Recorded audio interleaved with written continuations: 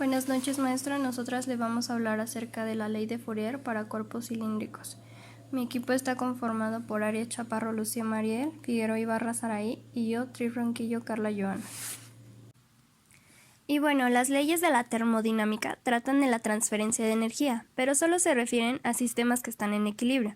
Por ello, permiten determinar la cantidad de energía requerida para cambiar de un sistema en equilibrio a otro, pero no sirven para predecir la rapidez con las que pueden producirse dichos cambios. La transferencia de calor complementa la primera y la segunda ley, proporcionan métodos de análisis que pueden utilizarse para predecir esta velocidad de transmisión. Bueno, lo que nos quiere decir este pequeño texto es que las leyes de la termodinámica establecen que cuando tenemos dos cuerpos a diferentes temperaturas, estos siempre van a buscar o tender hacia el equilibrio. Es decir, si tenemos un cuerpo 1 que se encuentra a una temperatura menor y tenemos un cuerpo 2 que se encuentra a una temperatura mayor, al conjuntar estos dos cuerpos siempre van a tender hacia el equilibrio. Se van a brindar entre sí energía.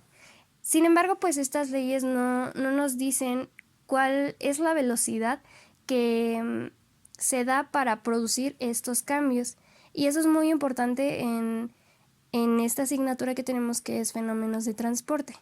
Y bueno, tenemos otras maneras de poder predecir cuál es la velocidad de dicha transmisión de calor.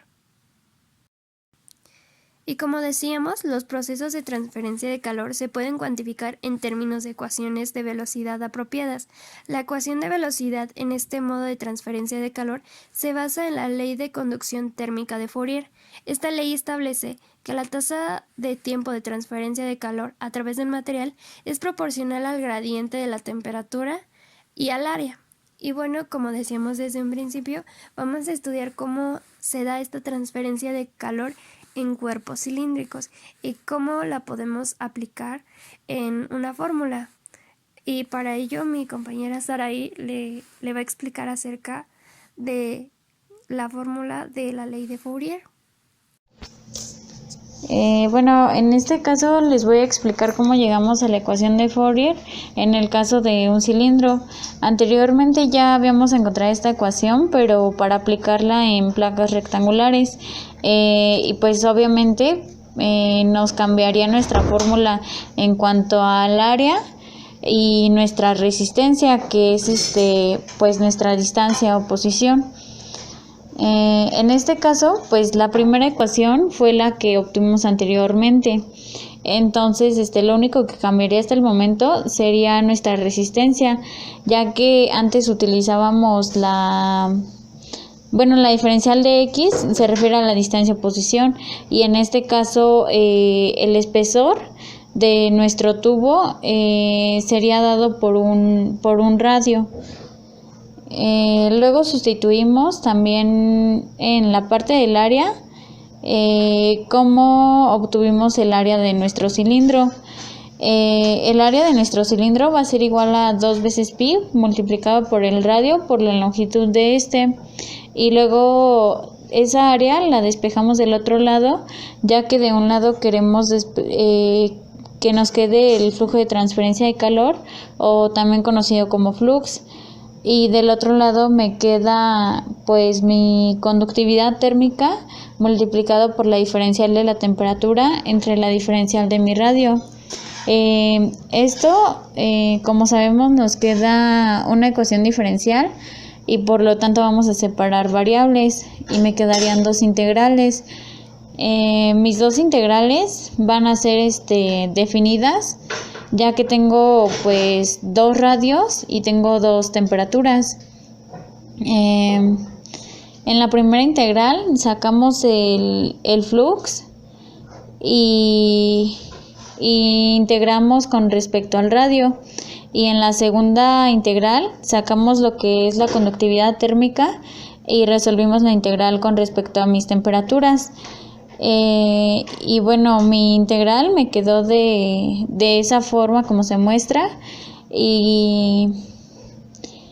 y sería el flux multiplicado por el logaritmo de mi radio externo menos el logaritmo de mi radio interno. y esto es igual a mi conductividad térmica multiplicado por la diferencia de mis temperaturas.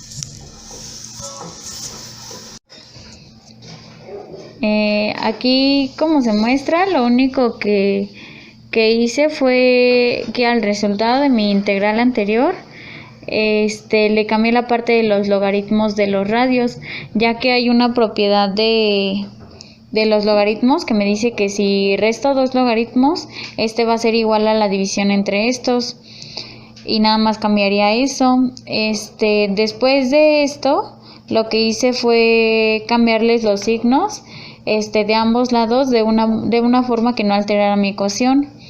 Y una vez que ya tenemos esto, nada más nos queda despejar la velocidad de transferencia de calor y me queda de la forma como se muestra. Por último, lo que hicimos para verificar que nuestra ecuación haya sido correcta, hicimos un análisis dimensional en el cual pues la fórmula que se muestra en el cuadrado azul es la que obtuvimos ahorita, y en cada una de nuestras magnitudes sustituimos cada una de sus unidades en las que se maneja.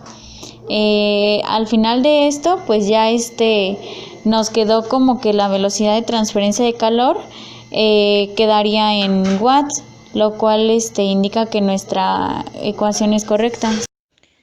En las paredes cilíndricas, al igual que en las placas, las paredes cilíndricas pueden tener varias capas. Cada cilindro tiene su propia constante de conductividad térmica. Como se puede ver en la imagen, está conformada por varios cilindros y en este caso se toman diferentes radios.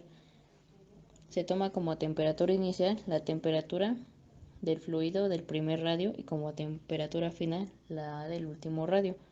Como sabemos, el flujo de calor se dará por las áreas laterales de cada cilindro, y con esto cada capa irá modificando o cambiando la temperatura. Al igual que en las placas, se presenta una resistencia debido a la rugosidad de los materiales. Algunas aplicaciones de la ley de Fourier en cilindros se dan en las torres de enfriamiento. ¿Qué son las torres de enfriamiento? Estas se utilizan para desechar hacia la atmósfera el calor proveniente de los procesos. Y también se utiliza en los regeneradores.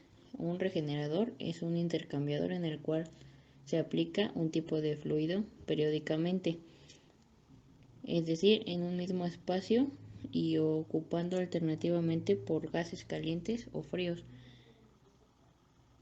Para enlazar el tema pasado con algunas semejanzas y diferencias entre las placas y las paredes cilíndricas. Bueno, en las semejanzas, en ambos casos se trata de un fenómeno de conducción a través de capas sucesivas y se resuelven efectuando un balance de energía, pero sin fuente de energía.